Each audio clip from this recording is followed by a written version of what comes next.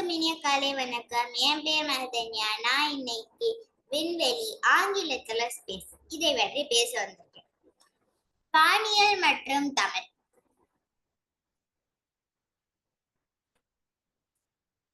பிரபஞ்சம் நம்ம சூழ்ந்துட்டு இருக்கிறது ஒரு பிரபஞ்சம்.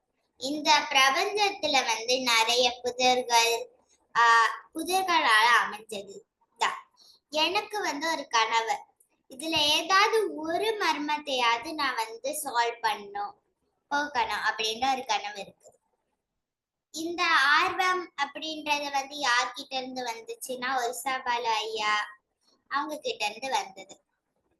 உங்களுக்கு தெரியுமா, இந்த பிரபஞ்சத்துல நம்ம 0.00001% மட்டும்தான் நம்ம ஆய்வு செஞ்சிருக்கிறோம். தமிழும் வானியலும். சங்க காலத்துல தமிழர்கள் வீட்டோடைய மேற்கூரையை வானத்தாதான் வச்சிருக்காங்க. இதனாலே அவங்களுக்கு நிறைய வானியல் தொடர்பான சிந்தனைகள் இருக்குது. இலக்கியத்தில் வானியல். புறநானூற்றுல மெய்மீன் புகழினும் துன்பம் தோன்றினும் தென் திசை முருங்கின் வெள்ளி ஓடினும் அப்படின்னு ஆரம்பிக்கிற ஒரு பாட்டுல சூரியனை மெய்மீன் அப்படின்னு கூப்பிடுறாங்க நம்ம சங்க கால தமிழர்கள். பரிபாடல் அப்படின்ற நூல்ல முறையே வானமுடல் ஊழி காலத்திலும் காற்று 2ஆம் மூலியிலும் தீ 3ஆம் மூலியிலும் நீர் 4ஆம் மூலியிலும் நிலம் 5ஆம் மூலியிலும் தோன்றிய நிகழ்வு இன்றே அறியாரும் உண்படு கருத்தாகும் அப்படின்ட்டு ஒரு பாடல் இருக்குது.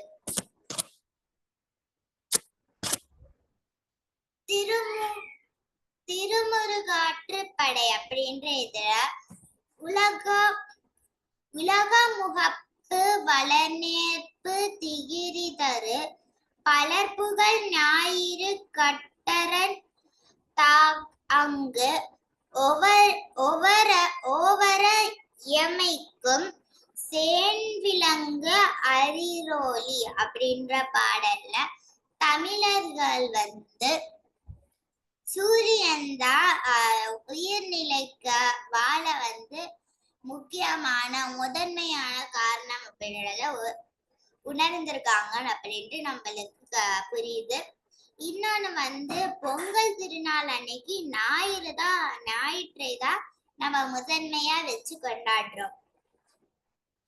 நற்றிணையில வானமூழ்கிய வயங்கொலி நெடுஞ்சூட்டர் கதிர்காய்ந்து எழுந்தகன் கணிலி ஞாயிறு அப்படின்ட்டு நற்றிணை அப்படின்ற நூல்ல போட்டிருக்குது.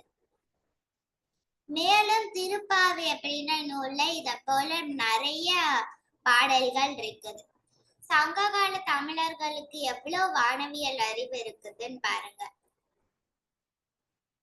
சிந்துவெளி தமிழர்கள்